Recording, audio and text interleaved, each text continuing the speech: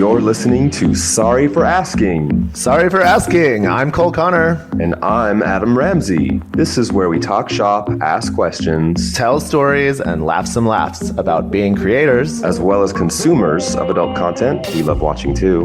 We certainly do. We also discuss the impact adult films have had on us On our guests, and on the LGBTQ community. so strap on and strap in. And here we go.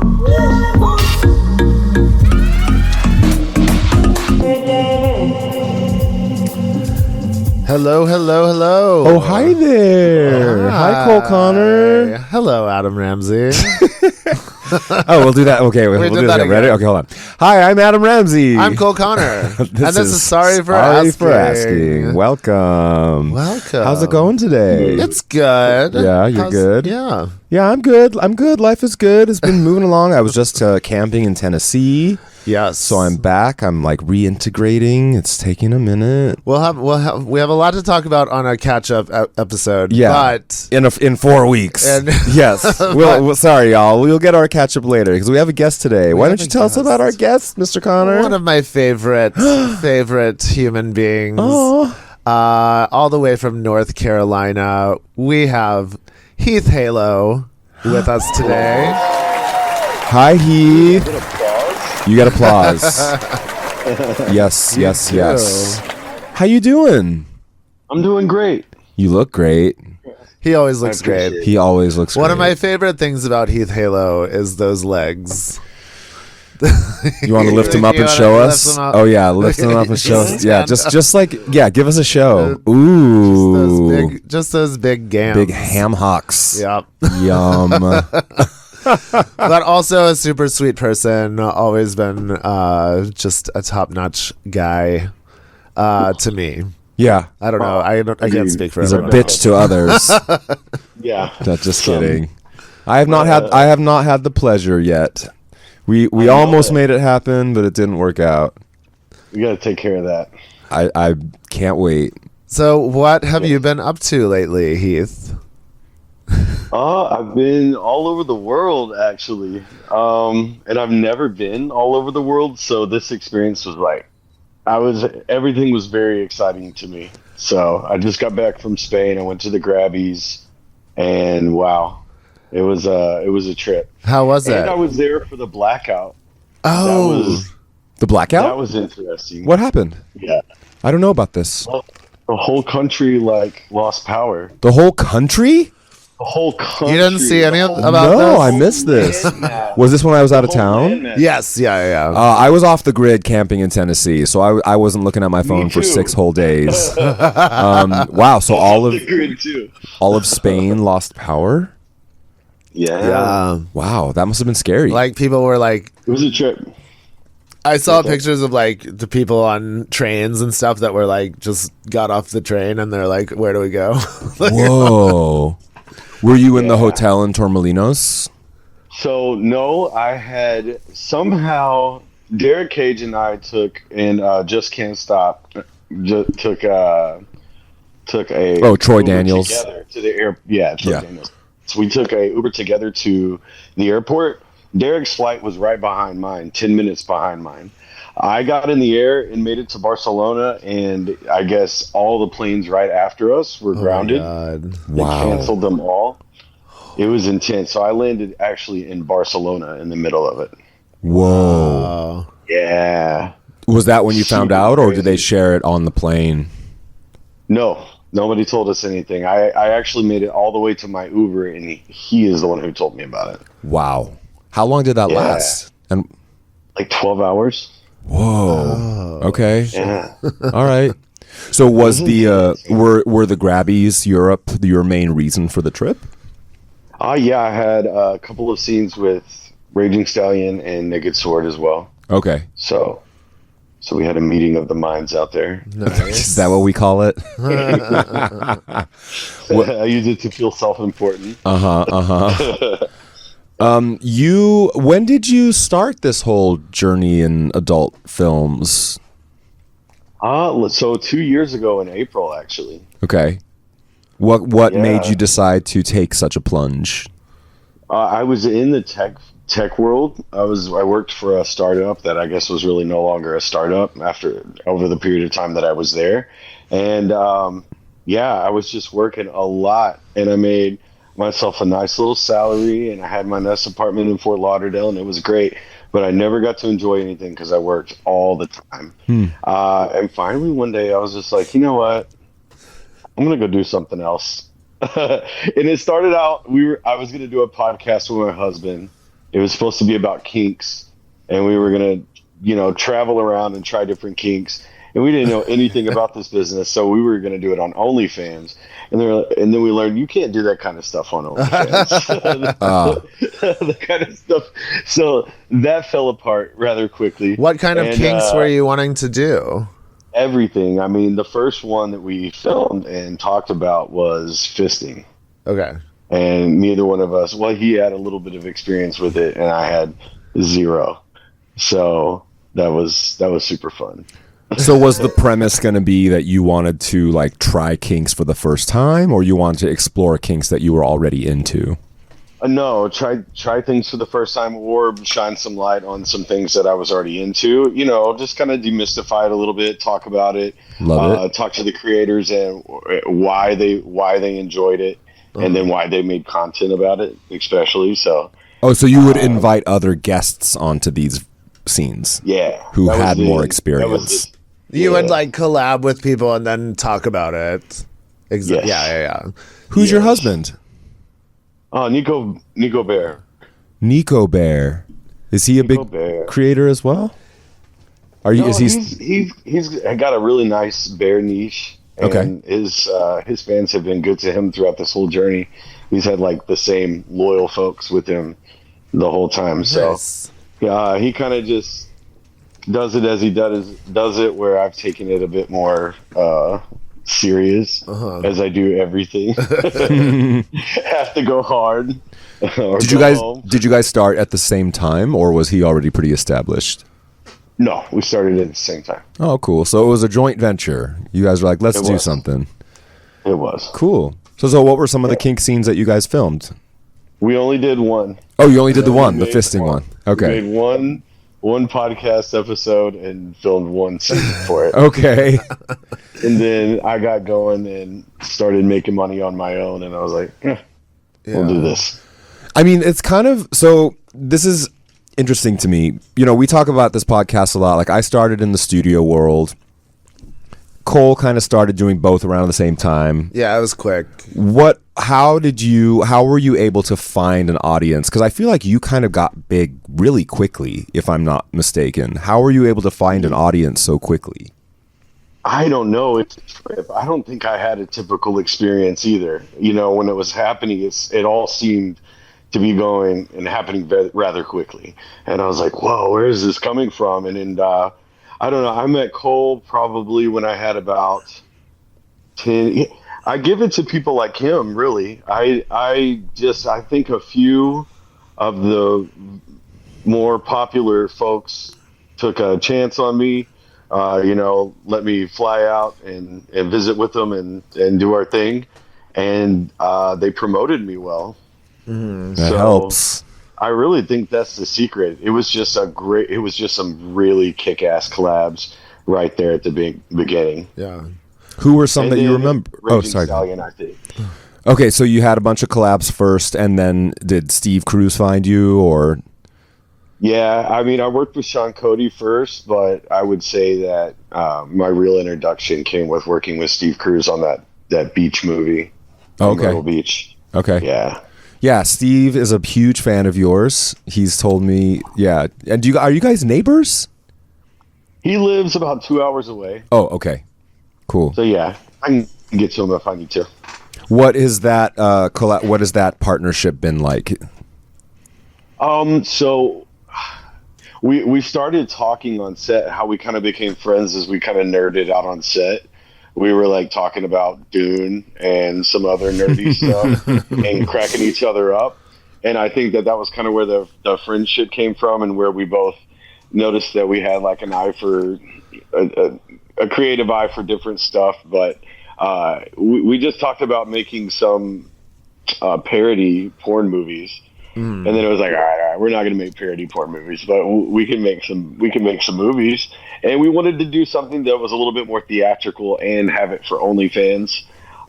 So we filmed a few what we called heathens vignettes. I guess one of them, I guess, was a full movie in a cabin, and it went really well on Instagram.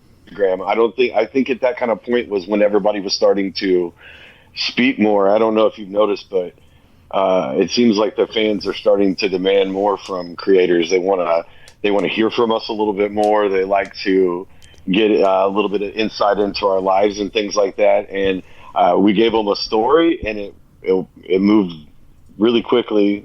One of the posts went viral on Instagram, and man, I had a ton of people coming to my OnlyFans to grab that movie. Oh, nice. So that was cool. That was really, really cool. Describe the scene that went viral. It's me, Justin the Jock, and I, and we're in the woods, and I'm like watching him stretch on a tree, and basically the scene turns around that he was kind of leading me around the whole time, and I thought I was like scoping him out, but he was leading me around. So yeah, just me talking like that and getting in the angst of wanting some Justin the Jock. I do this.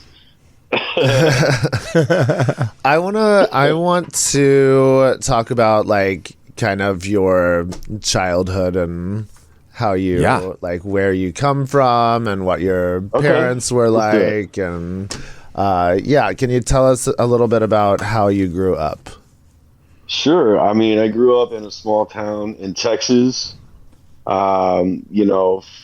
Pretty typical lower middle class type of family situation. And, a Texas family is, of course, one form of the Christian church, whether Baptist or Lutheran or Methodist, or you're one of those. So we were more of a Baptist family. And all that entails. I was not exactly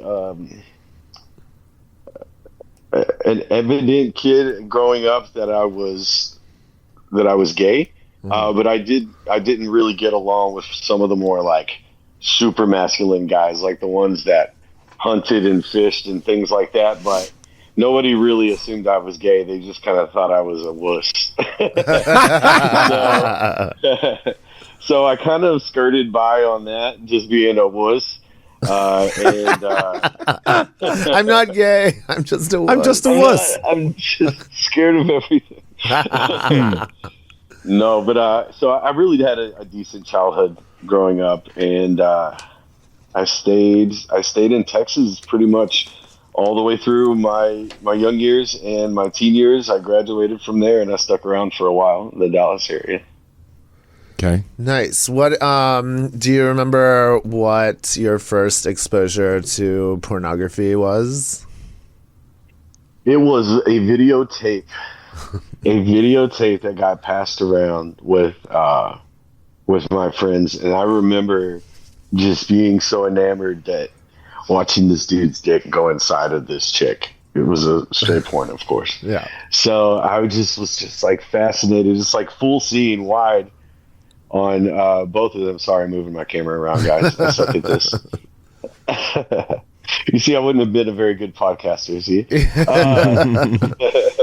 But I was just like so enamored with just that section. And, as it went on, I realized that I was just mostly enamored with the dick itself. So I remember that. A common story. Do you remember who the guy was in it? No way. How old were you when you made this discovery? I think I saw that video the first time when I was like 11. 11. And then there was like, so you didn't really come in, I don't know about y'all's experience, but you didn't really come into contact with pornographic materials. It was always like some dude's uncle like had a box or something. Right. I stole this out of it. And it's like half of a magazine that's all stuck together and shit. Like it's passed around. So you didn't come in contact. So for me to see like a full-on movie, like it was, that was a big deal. Yeah, I remember seeing penetration for the first time too, and being like, "Holy crap, That's amazing. Yeah, the interested first double in penetration that I saw. Oh, yeah? and that I would look for and never find it, and I finally ended up finding it. And who was the guy in it? One of the guys, Peter North. Peter North did double penetration? He has a few of double. Oh, I don't know if I've ever seen that. I know. I'll show you them. Wow, please. That was always my stuff too. As it progressed and I started looking at internet porn, I realized that I always liked it when there was two dudes going into one female. Totally. And the thinking kind of developed on from there. As in you realized you were gay, or you just okay. Yeah. What was that process like? I guess I always kind of knew in a way. I was always, though I never fit in with those big burly masculine guys I was talking about, they always seemed to be like who I was interested in, who I would have liked to been like. And I think that was an early form of attraction for them. And, as it went on, I just really started noticing muscles and butts. And I also noticed that I would look at a female and be like, oh, she's very attractive. But this, this is you can feel it inside. It's like this tug that I wasn't getting with them.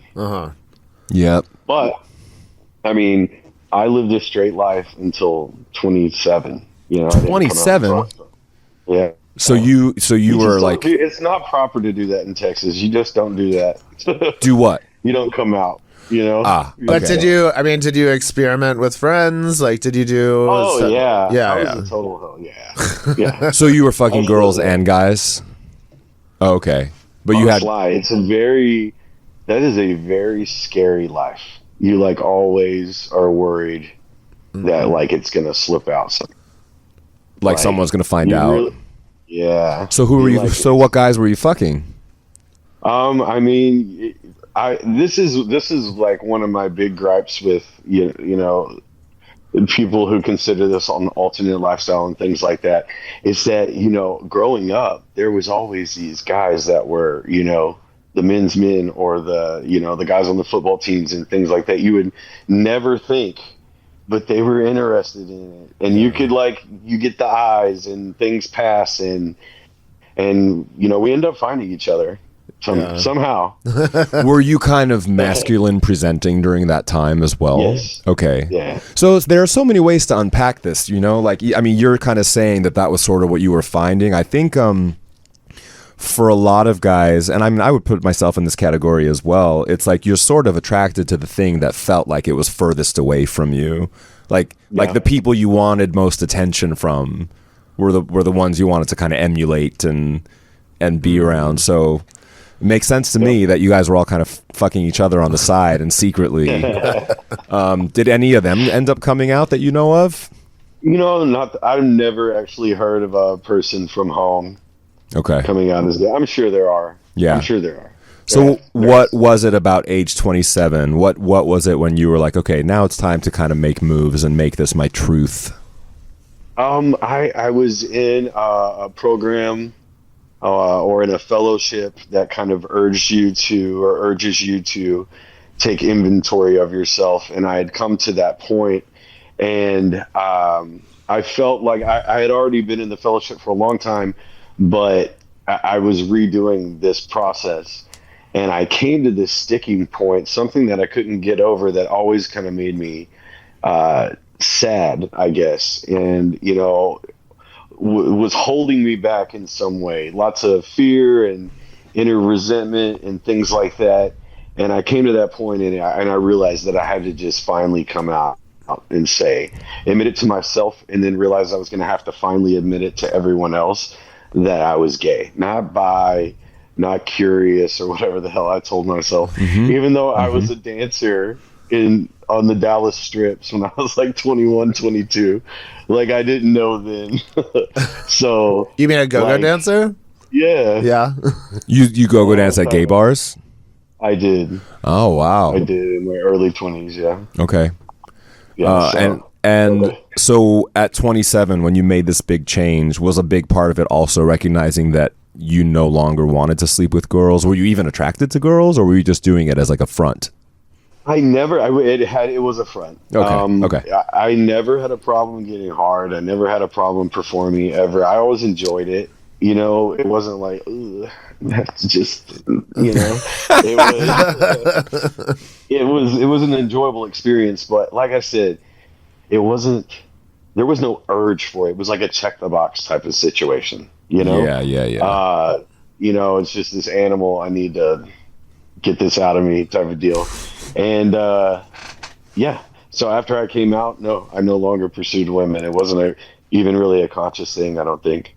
I was just like, oh, I can do this now as much as I want. So what kind of changes did you make in your life going forward? Is that when you moved to Florida? No, I actually was in Texas for a while. I met someone not long after coming out. So I kind of came out and then jumped right into a new, you know, potentially oppressive experience. Oh, so was it? And jumped into no, he was cool. Okay. But it was a relationship. I was brand new and I jumped right into a relationship, which takes commitments and work and all the things that you would normally, you know, maybe do later on. Like into a monogamous relationship? Yeah. Yeah. Eek! Not monogamy. No. I'm just kidding. All right, cool. All right, so how long did that last? 2 years. 2 years. Wait, how old are you? I know it's a crass question. 36? Okay. Nah, it's not crass. All right. I mean, you could have told me any age and I would have believed you. You look ageless. Timeless. Timeless beauty. I'm like all slovenly in my bed. Slovenly. I find a quiet spot. I was like, I want to show them how I really am. Let's do this like slovenly in my bed. Yeah. Lay up on these I want a full show on these pillows. I want you like yes, pose. All right. So what was the reason for moving to Florida? I moved to Florida because of my job. We opened some really prominent restaurants, or reopened some very prominent restaurants in Miami Beach right after COVID. So I was already working with those restaurants while I lived in Dallas, and everything got very busy again really fast. Technology changed really, really quick. So my company moved me over to the East Coast. Okay. And that was pretty awesome. It was like right on time. And you lived in Miami Beach? I didn't. I lived in Fort Lauderdale, downtown Fort Lauderdale. Oh, a great place to be gay. Absolutely. What was that like? Miami. I am just not cool enough for Miami. Everybody looks so good all the time, and I couldn't do it. Like Fort Lauderdale is more of like a beach bum town, and you can, just do your flip flops. I don't connect with Miami at all either. I've only been to South Beach, and to me it just felt like Vegas on the beach. Yeah. Yeah. It was a little. And I had worked there, and my entire experience with South Beach was like working on things there. So I don't know. I've gone out there one time, and it was like, okay, cool. But right. Yeah, I was more of a Fort Lauderdale boy. Gotcha. Can we talk about you're a parent? I am. You are. Wait, what? Terrifying. Are you? Yeah. Yeah. Oh, cool. That's why my only quiet spot is my room. Oh, that's your quiet spot? Okay, sorry. I didn't go hide in here. Oh, tell us about that. Oh, it's what is it like? What was it like? Did you have any fears about that going and starting to do porn? Like, absolutely. Yeah. It was my biggest fear, and it had to unfold slowly, just out of appropriateness, right, for the age level that my child is. So yeah, so it's just been an evolving conversation over time, and I don't really worry about it. My life is very separate, like work is work, and I'm never here for work. So yeah, the rest of the time I'm just goofy, stay-at-home dad. Wow. You have one kid? Just one. How old? 14. 14? Yeah. So this was came from your straight days? Absolutely. Were you married? Were you married or? I mean, we were together for 4 years. We lived together in Texas. That's common law married. Yeah. So yeah, Wow. in a sense, but never ceremony married. Is she still in the picture? Absolutely. Oh, lovely. Okay. Yeah. That's so cool. Yeah, we're a team. Oh, that's For great. sure. Okay. So is it all out in the open for everybody? Yeah. Or I went to her before I even started Right. doing this, and I'm like, "Are you okay with this? Can I do this?" If she would have told me no, I wouldn't have done that. Really? You know? okay. Yeah. Okay. And she was For sure. she was supportive and is supportive. Yep. Okay. So Cool. Well, wow. Congratulations. That's so cool. Does I know, I'm super lucky on that one. For sure. does your kid It can be know? real. She knows that I am in an adult industry. That's about it. She doesn't It's know if not you're a problem. performer or like behind the camera. She does. Yeah, she doesn't even know that far. It's just kind of it's an adult thing, just as if I was, working with cannabis or alcohol or what I make is Got not it. for you. Yeah. Got it. Cool. That's so fun. And your husband is obviously supportive, and Yeah, man, he's the best. He's an awesome stepdad. that's great. And you guys Yeah. moved from Fort Lauderdale, what was it, like last year, to North Carolina, and you got Yep. you describe where you moved to, because I think you were talking about at the beginning of it making kind of like a place where you could film a lot of stuff, and Correct. yeah, so Yeah, like, it's a really large property. Well, not really large, but it's big enough. It's over 4 acres. So my house sits at the very far end of it, and then there's great land out in the very back. So I thought about putting water and electric out there, maybe a metal building, and you could use it for all kinds of things, to make sets, whatever. But the land itself is really beautiful. So most of the time that I've been here, I've just been clearing trees, clearing land, because it was just all hardwood. So yeah, I'm outside most days, chainsawing things. Okay. Are you still doing studio scenes and stuff? Oh yeah, Okay. it's been a busy time with studio for sure. Raging Stallion and Naked Sword have put me in a ton of stuff, and it's been super fun. Nice. So I got to go to Spain twice within a month of each other. Once to film with Alterson and Raheem. I think that movie is like about to come out. That's a Raging Stallion co-production with Boyer and Raging Stallion. And it's going to be really, really, really good. It's really, really good. Did you win any? I'm excited about that. he got you. He just won. What was it? Yeah. Best DP and best Yeah. best oral scene Where did you win those? at Gavian. Oh, at the Gavians? Oh, congratulations. Best DP. Did you get DP'd or did you do the DPing? I was getting DP. Yeah. So By whomst? that would be Hazel Hoffman and Sean Xavier. Oh, wow. Damn. Nice. Yeah. They're both very sexy. Sean Xavier by himself is a lot to take. Yeah. Right. I've only seen pictures and it's beautiful. Yeah. It really, really is. Well, congratulations. Did you win anything in Torremolinos as well? I didn't. Okay. I was purely a spectator there, but it was super fun. Yeah. I had a blast. Beautiful. I wore a corset. You did. Dude, that's so naughty for me. I've never done anything like that. You seem like the naughty type. Me? You seem like a lot of mischief. He's mischievous. Yeah. You can tell. I mean, you can see it in your content. You can hear it in your voice. Yeah. There's a lot of yeah. Yeah, he has like yeah. he has like a little boy quality, like a I don't want to say little boy quality, but like Explain. he has a youthful air to him, where like he has got a He little just said I'm twinkle in his immature. eye that says like I want to get up to America, some I'm bad immature. things. You're immature. Dad of 14 who's immature.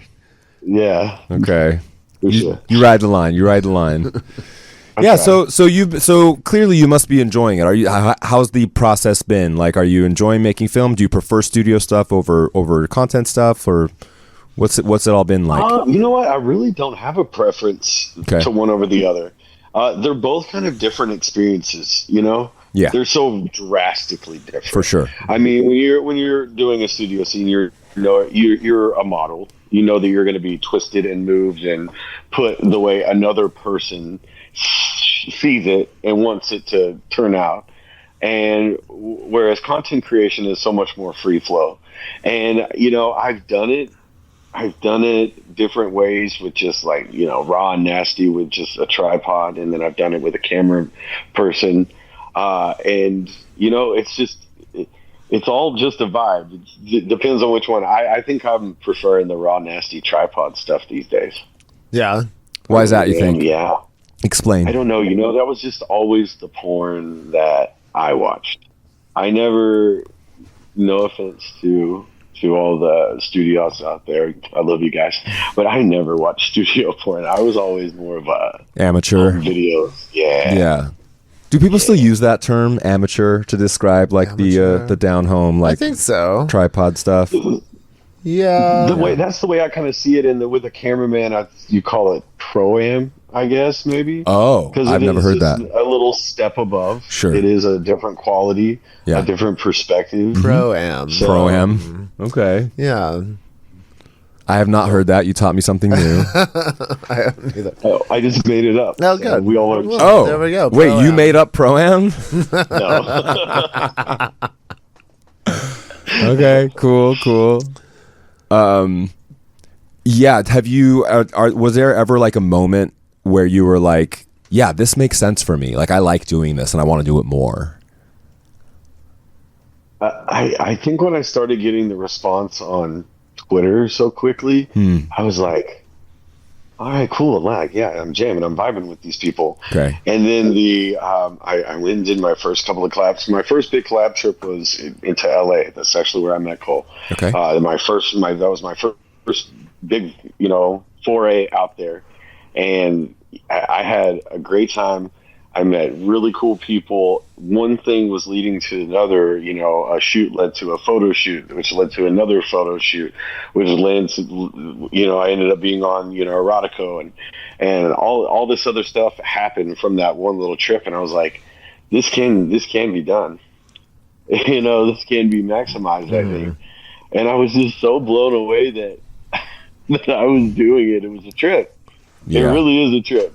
Right. I never had considered that it was going to go that way. So we just wanted to pay our rent.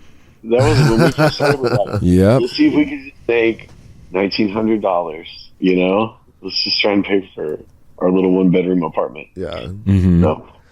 So I think we both tried to get some help with like an agency. Can you talk about your experience with that? I think I've talked about mine. If the one that you're mentioning, I think that they were just more geared towards women. I really don't think that they knew how to handle rather exposed gay creators. Is what it was. You know, our buttholes are literally everywhere. Like they're everywhere. You know, you can go type in our names and like see us any way, shape, or form. So it's just a different stance from the, you know, slowly uncover bits of my nipple, you know, kind of stuff that they wanted to sell. Yeah. But kudos to them. I think that they had a cool program. I'm not going to name them by name anyway. So no need. But I think you're a lot nicer than I am with that. Political. I think they're pieces of shit, but whatever. But I have talked to others, and I've just decided to do it myself. Right. I'll just do it myself. You know, I'll take the time. If I have the time to do the fun stuff, I should have time to do I wish I could be like you, though, Cole, I don't know how you are, Adam, but he's like, Mr. Spreadsheet and is super. I am not terribly active. I kind of do it when I feel like it. I don't schedule. I just kind of, it's like if something happens, somebody offers or I offer and there's time to do it, I do it. I was actually going to ask you if, like, aside from the scheduling and like the type A, that kind of stuff, like, are you good at the upkeep of the content sites and the social media aspect of it? Do you like respond to comments? Do you post every day? What is that like for you? Yeah, I mean, I'm better at that.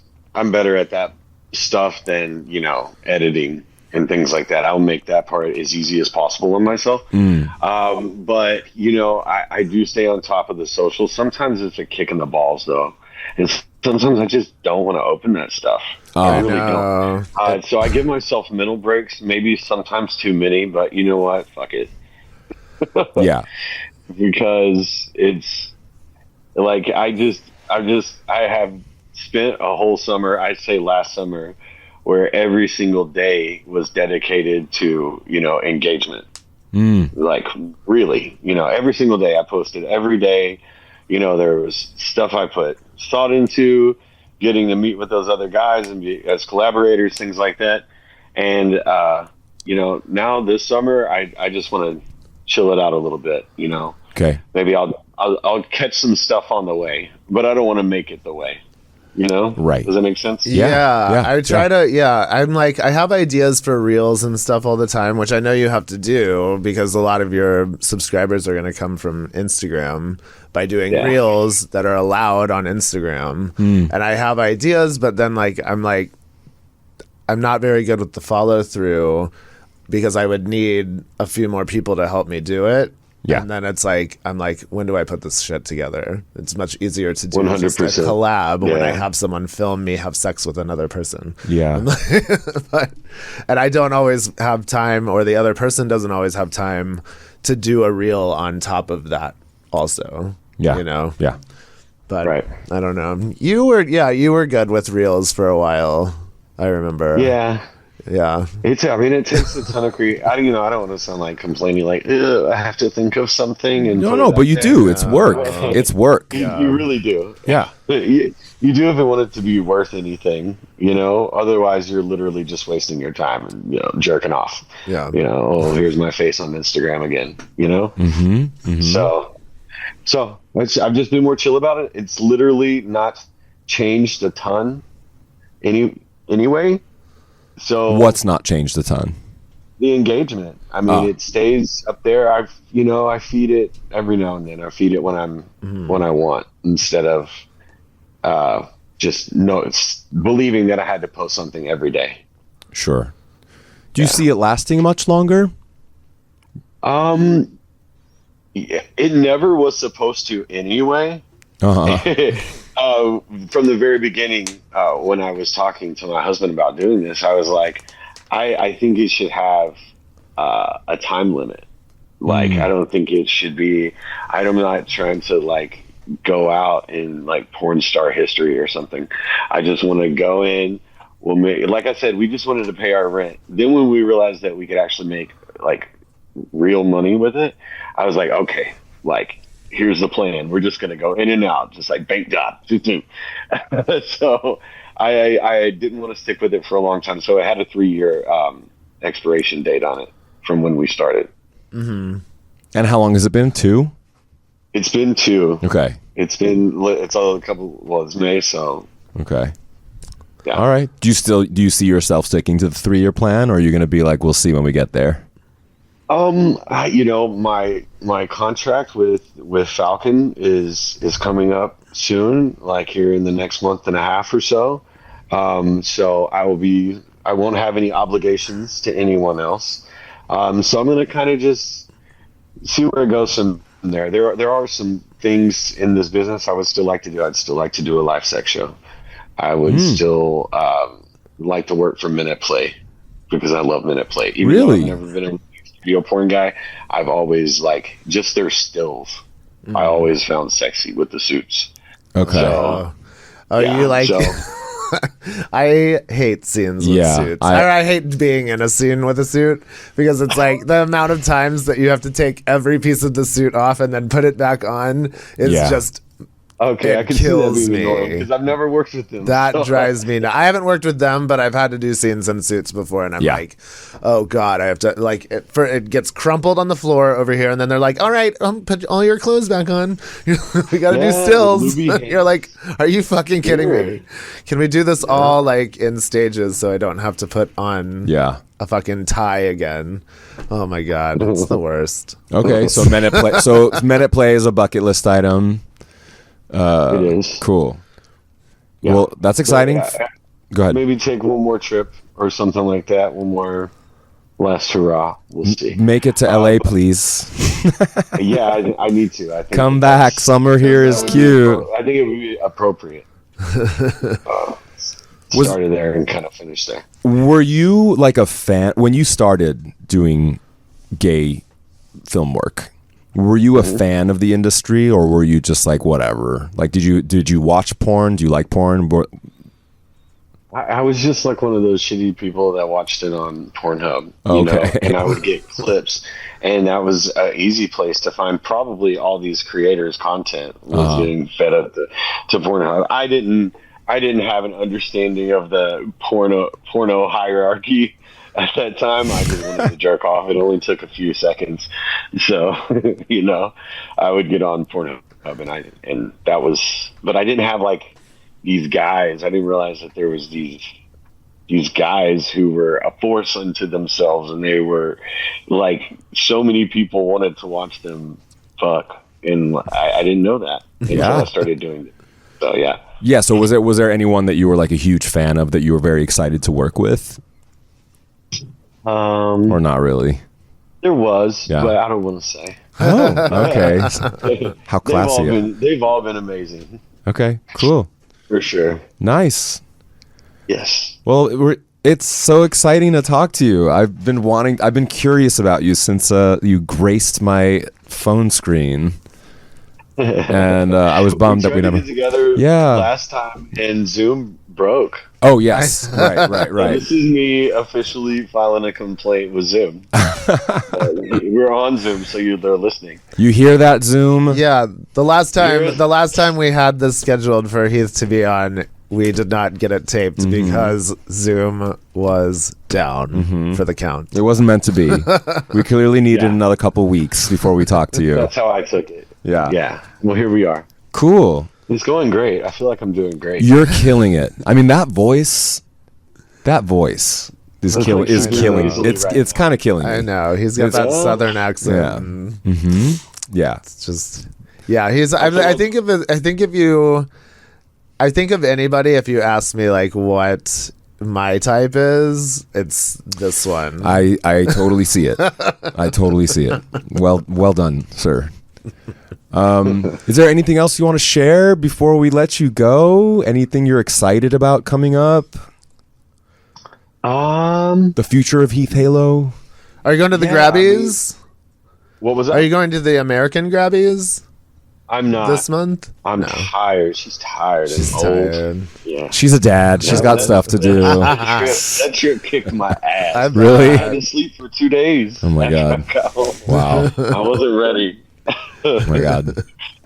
But no, I guess I'll just be out here making this piece of land beautiful and see what happens with it. Yeah. Do you think you'll plan kind of like a content trip where do you think you'll host one sometime? I mean if it's beautified and it's got like this beautiful creek running through it and it's really cool stories that could happen out there. I don't see a reason we couldn't like have a weekend out there and use those spots. I love scenes in nature. So for sure, me too. That was what I'm saying. That was kind of the point of this play. Nice. Well, I think you would like. I think the Nashville Content House that I just went to like a couple weekends ago. Those guys seem great. Those guys are great, and they mentioned you, and that I think we should go to that. We should both go to the Nashville one at some point. Can I come? Okay. Yes. room for one more. I think we could. That could be a fun group to put together. Cool. Oh, yeah. Count me in. Yeah.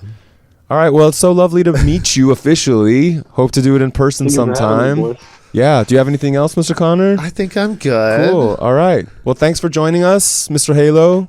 Thank you guys for watching at home. And we'll be back next time with Mr. Landon Conrad, which I'm very excited to talk to. Thank you guys so much. I'm Adam Ramzi. I'm Cole Connor. Thank you, Heath. Yeah, thank you, Heath. Thank you, Tony. Thank you. And this has been Sorry for Asking. We'll see you next time. See ya. Bye, guys. This has been Sorry for Asking. Be sure to like, comment, and subscribe. And until next time, stay sexy.